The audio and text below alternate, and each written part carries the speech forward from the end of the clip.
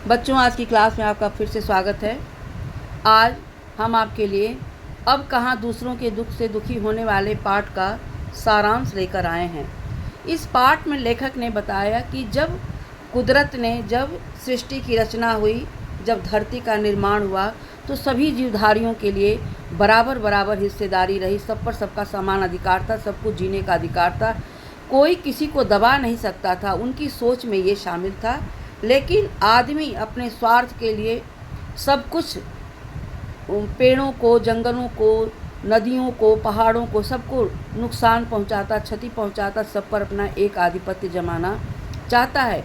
प्राणियों की भावनाओं का कोई कदर ही नहीं है।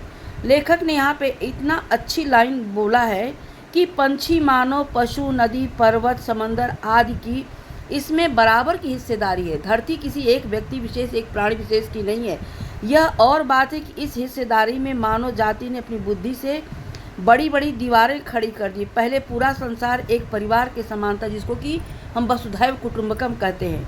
अब टुकड़ों में बंटकर एक दूसरों से दूर हो चुका है। पहले बड़े बड़े दालान आंगनों में सब मिलजुल कर रहते थे, अब छोटे छोटे डिब्बे जैसे घरों में, यानी फ्लैट कल्चर आ गया।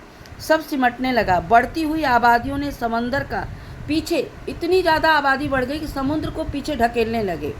और समुद्र जब पीछे चलना शुरू कर दिया तो पेड़ों को भी रास्ते से हटाना शुरू कर दिया। फैलते हुए प्रदूषण ने पंछियों की बस्तियों को, यानी जब पेड़ कट जाएंगे तो प्रदूषण बढ़ेगा, और जब पेड़ समाप्त हो जाएंगे तो पक्षियों का बसेरा वैसे ही समाप्त हो जाएगा।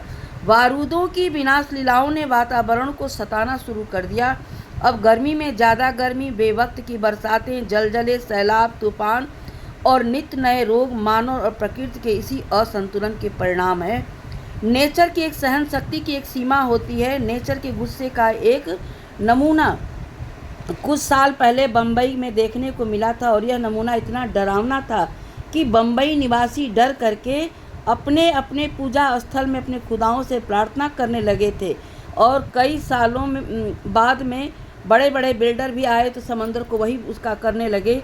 और जब समुद्र को गुस्सा आया तो समुद्र ने क्या काम किया कि उसने ये किया कि उतना ही कम गुस्सा आया, उसने ये काम किया कि पहले 3 दिशाओं में एक फेंक दिया लोगों को। यानी समुद्र की आदत होती है, उसके अंदर कुछ रहता नहीं। लेकिन जब उसको गुस्सा आया तो उसने अपना प्रकोप कैसे दिखाया है, यहाँ पे लेखक ने ये बताया है कि एक वर्ली के समंदर के किनारे पर आकर गिरा, दूसरा बांद्रा में कार्टर रोड के सामने औंधे मुँह गिरा, और तीसरा गेटवे ऑफ इंडिया पर टूट फूट कर सैलानियों का नज़ारा बना, बावजूद इसके कि फिर से वे चलने फिरने के काबिल न रह सके। तो प्रकृति को हम जितना नुकसान पहुंचाते हैं, जितना क्षति पहुंचाते हैं, प्रकृति सहन जरूर करती है, लेकिन कभी न कभी उसका बदला अवश्य लेती है। और इतना ही नहीं बच्चों, एक बार लेखक ने अपने लिए बताया है कि ग्वालियर में उनका एक मकान था। उस मकान के दालान में 2 रोशनदान थे। रोशनदान के में एक कबूतर के जोड़ों ने एक घोंसला बनाया था। उसमें एक बार बिल्ली जो थी, उस घोंसले में 2 अंडे थे, बिल्ली ने उसका अंडा गिरा दिया। तो उनकी माँ ने जब देखा तो उनकी कबूतर फड़फड़ा रहे, तो दौड़ के गई कि आखिर क्या बात है। तो ये स्टूल पर चढ़ के गई कि अंडे को और सरका दें उधर, कि ताकि बिल्ली ना पा सके। लेकिन उसके बावजूद भी वो बिल्ली किससे तो नहीं गिरा, लेकिन उनके माँ के हाथ से लग के वो अंडा गिर गया। लेकिन इतना ये दुखी हुई, इतना रोई, पूरे समय ये हर वक्त नमाज पढ़ती रहीं प्रायश्चित के लिए कि हमसे गुनाह हो गया, हमारे पाप की सज़ा कैसे समाप्त होगी, कैसे कम होगी।